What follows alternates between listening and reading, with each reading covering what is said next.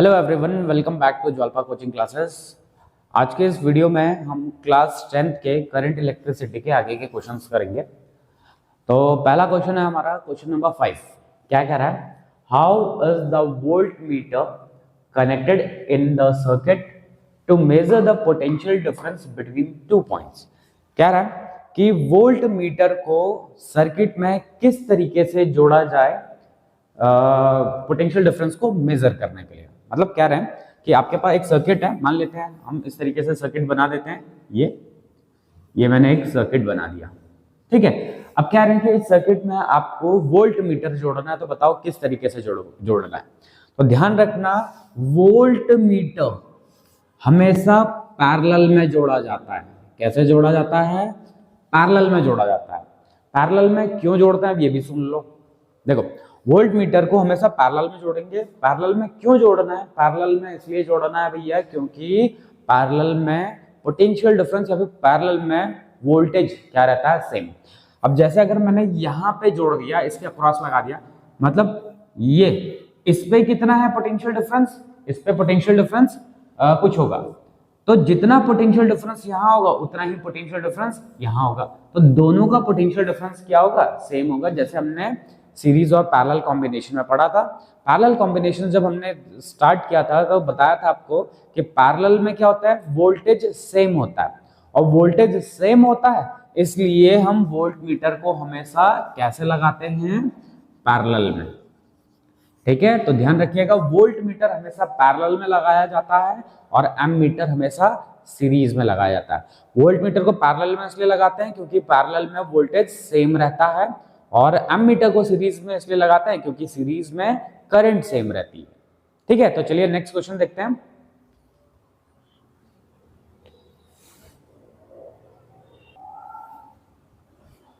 Next question है हमारे पास question number 6। तो देखो क्वेश्चन नंबर 6 क्या कह रहा है?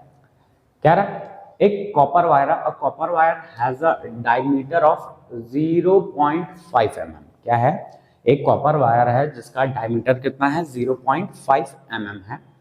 Has and resistivity of 1.6 into 10 to the power -8 ohm metre. इसकी रेजिस्टिविटी गिवन है।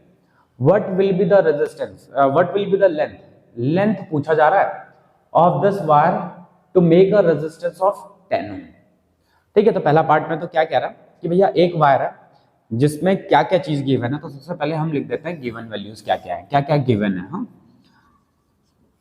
ठीक है। न्यूमेरिकल करने का सबसे पहला फंडा, बेसिक फंडा क्या है? आप सबसे पहले गिवन वैल्यूज लिख लीजिए। जितनी भी वैल्यूज गिवन है सारी की सारी वैल्यूज लिख लीजिए। तो हमें गिवन क्या क्या है? हमें डायमीटर गिवन है। क्या है? 0.5 mm, ये हमें डायमीटर गिवन है। अच्छा, अगर डायमीटर 0.5 mm है तो रेडियस कितना हो जाएगा? रेडियस डायमीटर का हाफ होता है, तो हम हाफ कर देते हैं। तो 0.5 डिवाइडेड बाई 2, 0.25 mm, ठीक है। रेडियस कितना हो गया? 0.25 mm। अच्छा, यहाँ पे mm में गिवन है, मतलब मिलीमीटर में गिवन है, तो मैं इसे SI यूनिट में निकाल लेता हूँ। तो कितना हो जाएगा? 0.25 into 10 to the power -3 metre. mm को मीटर में कन्वर्ट करने के लिए हम 10 टू द पावर -3 से मल्टीप्लाई करते हैं। किससे करते हैं? 10 टू द पावर -3 से मल्टीप्लाई कर देते हैं mm को मीटर में कन्वर्ट करने के लिए, ठीक है। तो ये डायमीटर गिवन था। रेजिस्टिविटी, रेजिस्टिविटी क्या होता है? रो कितना है? 1.6 into 10 to the power -8 ohm metre. Resistivity कितना गिवन है? 1.6 into 10 to the power -8 ohm metre हमें रेजिस्टिविटी गिवन है। अच्छा, लेंथ पूछा गया है और रेजिस्टेंस बोल रहा है कि रेजिस्टेंस कितना है? 10 ओम का, ठीक है। तो हमें फाइंड क्या करना है? हमें लेंथ फाइंड करना है। तो मैं सबसे पहले फॉर्मूला लिख लेता हूँ कि फॉर्मूला क्या होता है। तो फॉर्मूला क्या होता है भैया? रेजिस्टेंस का फॉर्मूला होता है R is to rho L upon A। ये तो होता है ना रेजिस्टेंस का फॉर्मूला, ठीक है।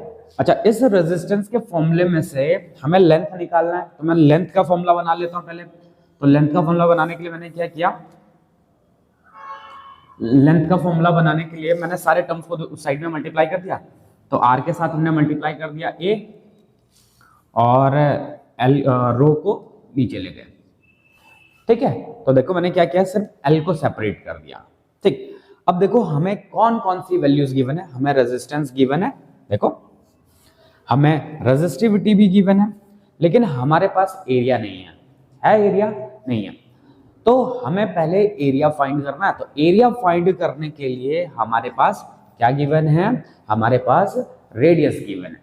तो एरिया क्या होगा, एरिया देखो अगर वायर है, मान लेते हैं इस तरीके का वायर है, तो ये तो इसकी लेंथ है, ठीक है।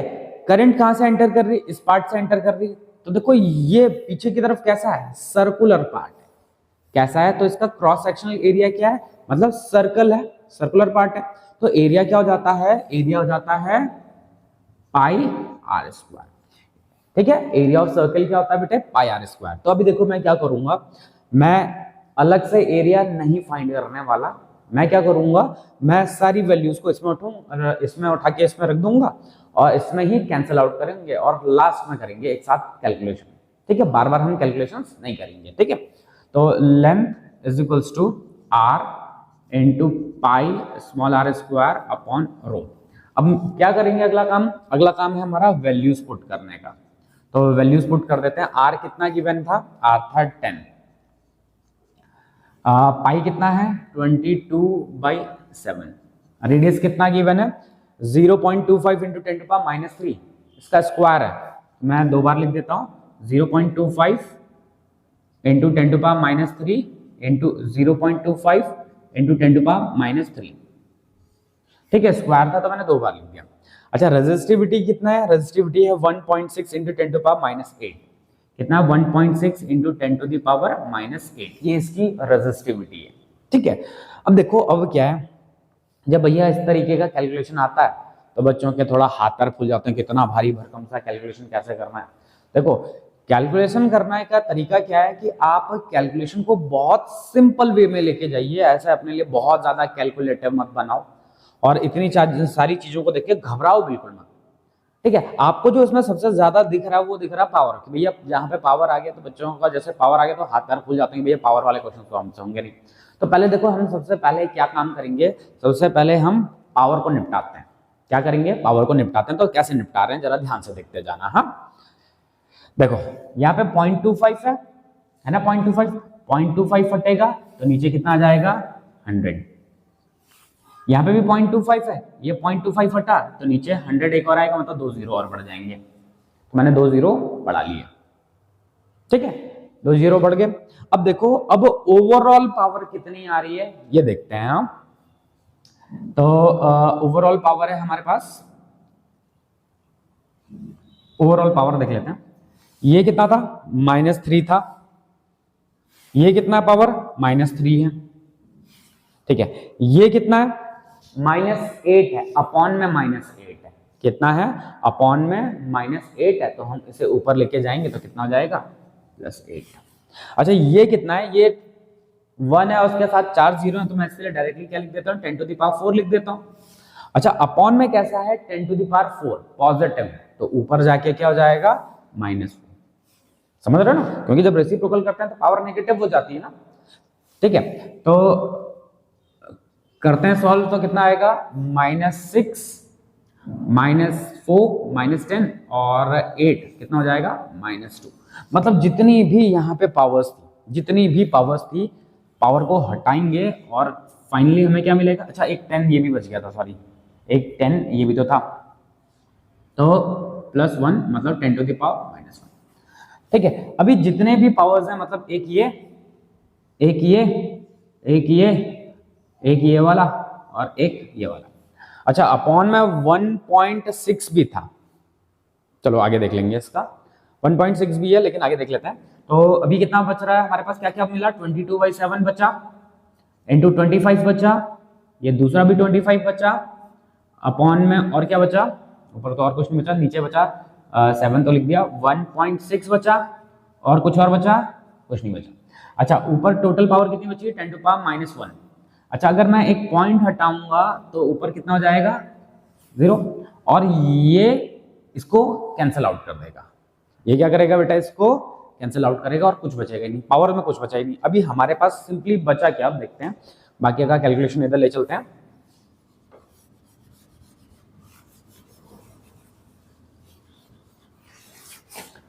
देखो अभी क्या बचा हमारे पास, 22/7 इंटू 25 अपॉन में 16। और कुछ बचा? और कुछ भी नहीं बच रखा है। ठीक है, अब देखो इसको सॉल्व करना है, तो देखो पहले तो मैं क्या करूंगा, कोशिश करूंगा कि सिंप्लीफिकेशन करने की। सिंप्लीफिकेशन करने के लिए मतलब इस क्वेश्चन को और कितना ज्यादा सिंप्लीफाई किया जा सकता है। वैसे सिंपली आप क्या करो, मल्टीप्लाई और डिवाइड कर दो, सबको मल्टीप्लाई करो और डिवाइड कर दो, आपको लेंथ मिल जाएगी। देखो और ज्यादा कैलकुलेशन हमें करने की जरूरत पड़ेगी नहीं, जहाँ पे जो चीजें करनी थी वो हम कर चुके हैं। अब हमारे पास मल्टीप्लाई और डिवाइड, मतलब एक टाइम पे, लास्ट टाइम पे हमें मल्टीप्लाई डिवाइड करना ही पड़ेगा। तो आप इसे मल्टीप्लाई और डिवाइड कर लीजिएगा। मैं क्या करता हूँ, मैं डायरेक्ट इसे कैलकुलेटर का यूज करता हूँ और फाइंड कर लेता हूँ। ठीक है,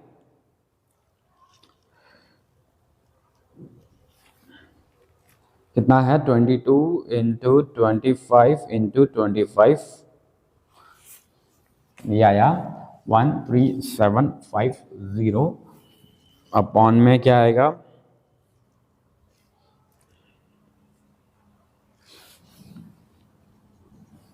डिवाइड करते हैं इसे, 13750 डिवाइडेड बाई, आंसर आ रहा है हमारे पास 122.76 मीटर। ठीक है, तो आंसर क्या आया हमारे पास, 122.76 मीटर। देखो ये वाली चीज क्या है बेटा, ये वाली चीज तो आपको कैलकुलेट करनी ही पड़ेगी, इसको आपको मल्टीप्लाई और डिवाइड तो करना ही पड़ेगा। ठीक है ना, तो जहां पे कैलकुलेशन आसान बन सकती थी वो मैंने कोशिश करी है कि आपको कैलकुलेशन आसान बनाने की। ठीक है, तो चलिए नेक्स्ट क्वेश्चन देखते हैं।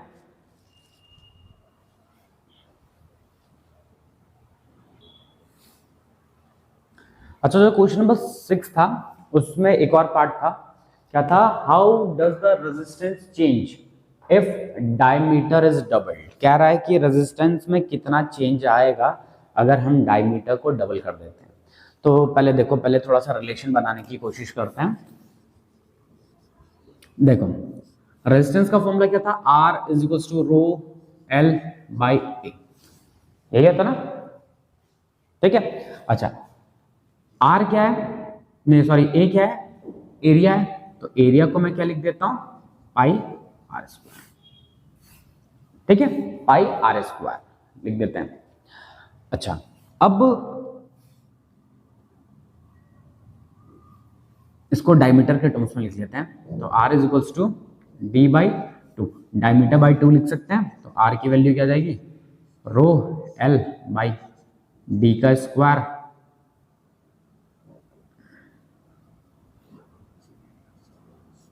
इसका होल स्क्वायर, तो जाएगा rho L by D square upon 4 ऊपर आ जाएगा, rho L by pi D square, और ये 4 इस साइड में आ गया,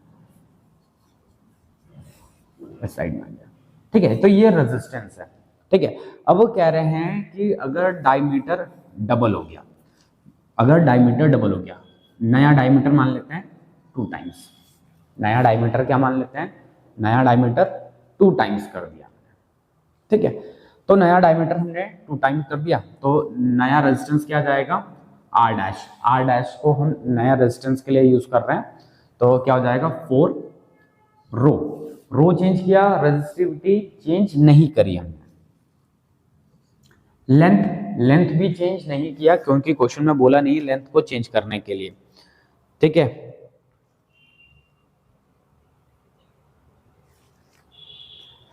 अच्छा पाई भी सेम रहेगा। अच्छा लेकिन डायमीटर चेंज कर दिया, डायमीटर को क्या कर दिया, नया डायमीटर हो गया 2 टाइम्स, नया डायमीटर कितना हो गया 2 टाइम्स।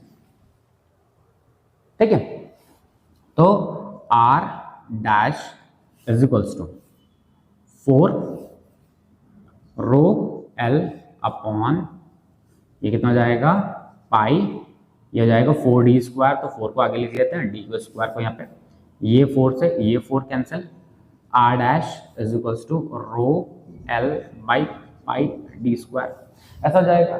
नया रेजिस्टेंस कितना है, इतना है। अब देखो क्या है क्वेश्चन में, अच्छा पहले आर के टर्म्स में निकाल लेते हैं। अच्छा अगर मैं यहां से रो L by pi D square की वैल्यू निकालता हूं, यहां से किसकी वैल्यू निकालता हूं, रो L by pi D square की वैल्यू निकालता हूं, तो ये 4 को मुझे आर के नीचे भेजना पड़ेगा, तो मैं आर के नीचे भेज देता हूं। ठीक है, तो देखो रो L by pi D square की वैल्यू क्या है, आर बाई 4, तो ये वही तो है कि रो L by pi D square, तो ये कुछ और नहीं, ये क्या है, आर बाई 4 है ना, आर बाई 4 है। अब इससे पहला जो पार्ट किया था उसमें गिवन था कि भैया रेजिस्टेंस कितना था, आर की वैल्यू कितना था, 10 ओम गिवन था। इससे पहले वाले पार्ट में आर की वैल्यू कितना गिवन था, 10 ओम था। तो मैं यहाँ पे आर की वैल्यू 10 यूज कर लेता हूं, तो आर डैश कितना हो जाएगा, 10/4 कितना हो जाएगा, 2.5 ओम। ठीक है, तो नया रेजिस्टेंस अगर हमने डायमीटर को डबल कर दिया तो नया रेजिस्टेंस कितना हो जाएगा, 2.5 ओम हो जाएगा। कितना हो जाएगा, 2.5 ओम। अब क्वेश्चन में बोल रखा था कि रेजिस्टेंस कितना चेंज होगा। ठीक है, रेजिस्टेंस कितना चेंज होगा, तो चेंज के लिए निकाल लेते हैं। चेंज देखो कितना चेंज हुआ, पहले था 10, बाद में हो गया 2.5, तो कितना हो गया 7.5, मतलब 7.5 ओम क्या हो चुका है, डिक्रीज हो चुका। पहले 10 ओम था, अभी डिक्रीज होके कितना हो चुका है बेटा, डिक्रीज होके 7.5 ओम हो चुका, सॉरी 7.5 ओम डिक्रीज हो गया, और नया रेजिस्टेंस कितना हुआ, 2.5 ओम।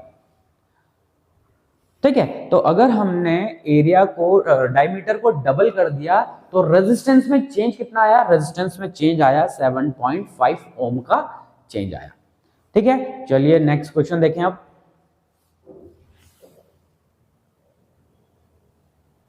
नेक्स्ट क्वेश्चन है हमारे पास क्वेश्चन नंबर 7। क्या कह रहा है, the values of current I flowing in a given resistor for the corresponding value of potential difference V across the resistor are given below. कह रहा है करंट और पोटेंशियल डिफरेंस की वैल्यूज गिवन है। देखो यहाँ पे करंट की वैल्यूज गिवन है और यहाँ पे पोटेंशियल डिफरेंस की वैल्यूज गिवन है। करंट एम्पियर में गिवन है और पोटेंशियल डिफरेंस वोल्ट में गिवन है। किसमें गिवन है, वोल्ट में गिवन है। अब कह रहा है कि पहले तो इसका ग्राफ प्लॉट करो। पहला काम क्या करेंगे, हम ग्राफ प्लॉट करेंगे। दूसरा काम है उसका रेजिस्टेंस फाइंड करना। तो देखो ग्राफ हम यहाँ पे बनाएंगे वी आई ग्राफ। क्या बनाएंगे, वी आई ग्राफ बनाएंगे। ठीक है, और वी आई ग्राफ का हम स्लोप निकाल लेंगे। क्या निकालेंगे, स्लोप। और वी आई ग्राफ का स्लोप कौन सी क्वांटिटी देता है, वी आई ग्राफ का स्लोप रेजिस्टेंस देता है। तो यहाँ पे सिंपली हमारा काम क्या है, पहले हम ग्राफ प्लॉट करते हैं, उसके बाद हम स्लोप निकाल लेंगे। स्लोप निकाल लेंगे तो हमें रेजिस्टेंस मिल जाएगा। तो चलिए पहले ग्राफ प्लॉट कर लेते हैं।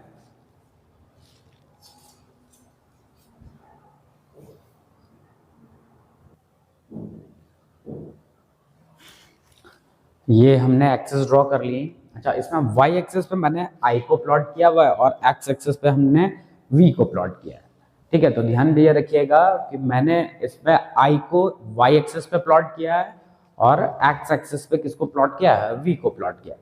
वी ज्यादा थे टर्म्स, वी का थोड़ा ज्यादा वैल्यूज लिखना था, इसलिए मैंने वाई एक्सेस पे प्लॉट किया, क्योंकि इधर की तरफ मेरे पास स्पेस ज्यादा था तो मैंने इसलिए बना दिया। अदरवाइज मैं वी को यहाँ प्लॉट कर सकता था और आई को यहाँ प्लॉट कर सकता था। ठीक है, तो चलिए पॉइंट्स मार्क करते हैं। पहला पॉइंट है 1.6, 0.5। तो 1 ये है, 2 ये है, 1.6 इसके थोड़ा सा आगे,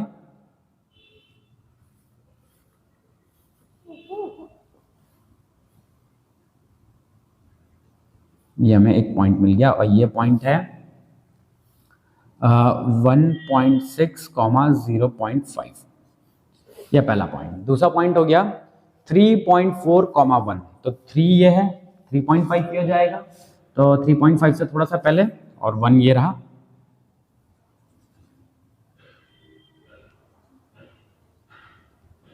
तो ये हो जाएगा 3.4, कॉमा 1.0।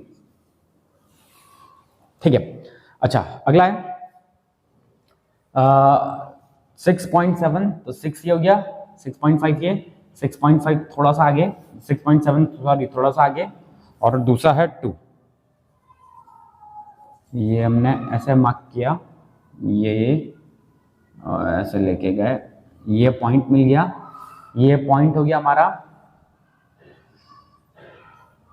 6.7, 2.0। नेक्स्ट पॉइंट है हमारे पास 10.2, 10 ये हो गया, 10.5 ये, तो 10.2 यहाँ कहीं लाई करेगा। देखो ये अगर ग्राफ पेपर में बनाओगे, अगर ये क्वेश्चन अगर आप थोड़ा सा ग्राफ पेपर में बनाओगे तो आपका थोड़ा सा एक्यूरेट बनेगा। और 3 था, ये 3 आया, ऐसा ऐसा ऐसा, और ये मिल गया हमें कितना 6.7 वाला प्लॉट कर दिया था, 10.2, 3.0। नेक्स्ट है 13.2, 13.2 ये 13 ये है, तो 13.2 इधर कहीं होगा, और 4 था, तो 4 ऐसे गया, ये हो गया, और ये हो गया 13.2, 4.0, ये हो गया। तो ये हमने सारे के सारे पॉइंट्स प्लॉट कर दिए। अभी मैं क्या करता हूँ, इन सारे पॉइंट्स को जोड़ देता हूँ, तो चलिए जोड़ता हूँ। तो ये मैंने इस लाइन को जोड़ दिया और हमारे पास ये हैं वो 5 पॉइंट्स। ठीक है, ठीक है, तो ये ग्राफ प्लॉट हो गया। अब आगे क्या कह रहा था, स्लोप फाइंड करने को कह रहा था। क्या कह रहा है, स्लोप फाइंड करने को। ठीक है, मतलब सॉरी रेजिस्टेंस फाइंड करने को कह रहा है, तो मैं क्या करूंगा, स्लोप फाइंड करूंगा। अच्छा यहाँ पे ग्राफ कौन सा है, IV ग्राफ बनाया मैंने। अगर मैं VI ग्राफ बनाता तो उसका स्लोप रेजिस्टेंस दे देता, लेकिन अगर मैं IV ग्राफ का स्लोप निकालूंगा, IV ग्राफ का स्लोप, तो IV ग्राफ का स्लोप क्या देगा, 1 अपॉन रेजिस्टेंस देगा। IV ग्राफ का स्लोप 1 अपॉन रेजिस्टेंस देता है, VI ग्राफ का स्लोप रेजिस्टेंस देता है। तो यहाँ पे स्लोप निकालने के लिए मैं क्या करता हूँ, 2 पॉइंट्स पकड़ लेता हूँ, एक पॉइंट पकड़ लेता हूँ, एक पॉइंट ये पकड़ लेता हूँ, और एक पॉइंट ये वाला पकड़ लेता हूँ। ठीक है, तो देखो क्या हो जाएगा, ये हो गया x1 y1, x2 y2। तो स्लोप का फॉर्मूला क्या होता है, y2 minus y1 upon x2 minus x1। अच्छा y1 कितना है, वो सॉरी y2 कितना है, 3, y1 कितना है, 1, x2 कितना है, 10.2, और y1 कितना है, 3.4। सॉल्व करते हैं तो 2 माइनस 1 कितना होता है, सॉरी 3 माइनस 1 कितना होता है, 2। 10.2 माइनस 3.4 कितना होता है, 6.8। कितना होता है, 6.8। इसको कट करेंगे तो 1 अपॉन 3.4। अच्छा हमें इसमें स्लोप क्या मिला, 1 अपॉन 3.4। कितना मिला स्लोप, 1 अपॉन 3.4। अब देखो IV ग्राफ था, तो IV ग्राफ का स्लोप कौन सी क्वांटिटी दे रहा था, रेसिप्रोकल ऑफ रेजिस्टेंस। तो अभी रेजिस्टेंस पूछा जाएगा तो इसको इसके साथ कंपेयर करूंगा, तो रेजिस्टेंस कितना मिलेगा हमें, रेजिस्टेंस मिलेगा बेटा हमें 3.4 ओम। ठीक है, तो इसका रेजिस्टेंस कितना आया, इसका रेजिस्टेंस आया 3.4 ओम। ठीक है, तो चलिए नेक्स्ट क्वेश्चन देखते हैं हम। चलिए नेक्स्ट क्वेश्चन है क्वेश्चन नंबर 8। क्या कह रहा है, when a 12 volt battery is connected across an unknown resistor. कह रहा है कि अगर हम एक 12 वोल्ट की बैटरी को लगा देते हैं एक अननोन रेजिस्टर के अक्रॉस, तो उसमें 2.5 मिली एम्पियर की करंट फ्लो होने लग जाती है। ठीक है, कह रहे हैं कि एक आपके पास एक अननोन रेजिस्टर है, मतलब ऐसा रेजिस्टर जिसकी वैल्यू आपको नहीं गिवन है, उसके अक्रॉस आपने एक 12 वोल्ट की बैटरी लगाई और उसमें 2.5 मिली एम्पियर की करंट फ्लो होने लग गई। पूछा गया कि उसका रेजिस्टेंस निकालना है। तो देखो सबसे पहला काम क्या करेंगे हम, पहला हम काम करेंगे गिवन वैल्यूज। तो V की वैल्यू है 12 वोल्ट, करंट कितना है 2.5 मिली एम्पेयर। 2.5 मिली एम्पेयर है, तो मिली एम्पेयर को एम्पेयर में कन्वर्ट करने के लिए किससे मल्टीप्लाई करेंगे, 10 टू द पावर -3 से। ध्यान रखना मिली एम्पेयर को एम्पेयर में कन्वर्ट करने के लिए हमने 10 टू द पावर -3 से मल्टीप्लाई किया, ठीक है, मिली एम्पेयर को एम्पेयर में कन्वर्ट करने के लिए, ठीक है। अब हमें आर की वैल्यू निकालनी है, तो हम यहाँ पे लगाएंगे Ohm's law by Ohm's law. Ohm's law, तो ओम्स लॉ क्या होता है, V is equals to I R. क्या होता है, V is equals to I R. R की वैल्यू निकालनी है तो क्या हो जाएगा, V बाई आई। V कितना गिवन है आपको, V 12 वोल्ट गिवन है। V कितना गिवन है, 12। I कितना गिवन है, 2.5 इंटू 10 टू दी पावर -3। अच्छा 10 टू पावर -3 है तो ये ऊपर की तरफ चला जाएगा, नीचे आएगा 2.5, ये ऊपर आके 1000, या फिर 10 टू द पावर 4 भी लिख सकते हैं हम, 10 टू द पावर सॉरी 4 नहीं 3, ठीक है, ऊपर गया पॉजिटिव हो गया, ये पॉइंट हटेगा, एक 0 आ जाएगा ऊपर, ठीक है। अब 5 से कट करते हैं ऊपर और नीचे दोनों साइड में, 5 से कट करेंगे तो 5 5 जा, 5 से ऊपर कट करेंगे तो 2 टाइम्स जाएगा, फिर 4 टाइम्स जाएगा, ठीक है। अब इसे 24 को 5 से डिवाइड करेंगे तो ये आएगा 4.8, तो रेजिस्टेंस कितना मिलेगा हमें, 4.8 इंटू 10 टू दी पावर 3 ओम, ठीक है, या फिर इसको हम मल्टीप्लाई करके भी लिखेंगे तो 4800 ओम भी लिख सकते हैं, ठीक है। तो हमें रेजिस्टेंस कितना मिला, रेजिस्टेंस मिला हमें 4800 ओम, या फिर 4.8 इंटू 10 टू दी पावर 3 ओम, ठीक है। तो आज के इस वीडियो में हम इतना ही करेंगे, नेक्स्ट वीडियो में मिलेंगे हम इसके आगे के क्वेश्चंस के साथ। तब तक बने रहिए ज्वालपा कोचिंग क्लासेस के साथ। अगर आपने इससे पहले के क्वेश्चंस नहीं देखे हुए हैं तो प्लीज उन्हें जरूर देखिए, ठीक है। तो आज के इस वीडियो में इतना ही करेंगे, बाय बाय स्टूडेंट्स।